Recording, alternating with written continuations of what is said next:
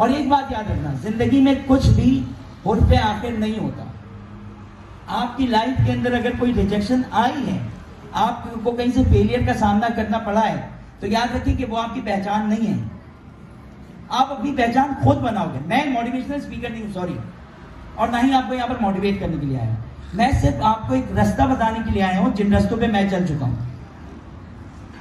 अगर मैं आज कुछ पैसे कमा पा रहा हूं तो वो सिर्फ और सिर्फ स्किल्स के बेस पर। यार कोई स्किल्स थी, उसके अंदर मास्टरी अचीव की, अल्लाह पाक ने इज्जत दी, आगे चल पड़े। अगर यहाँ पर हमने किसी स्पीकर को बुलाया या इनमें से 3-4 लोगों को यहाँ पर बुलाया या वहां से बच्चों को बुलाया, तो मेनली किस बेस पर? स्किल्स के बेस पर। नौकरी मैंने 5.5 साल फेडरल उर्दू यूनिवर्सिटी में पढ़ाया है, 5.5 ईयर्स। बीबीए करने के बाद बच्चों को ये नहीं पता होता कि आगे क्या करना। बेटा क्या करना है सर? अब एमबीए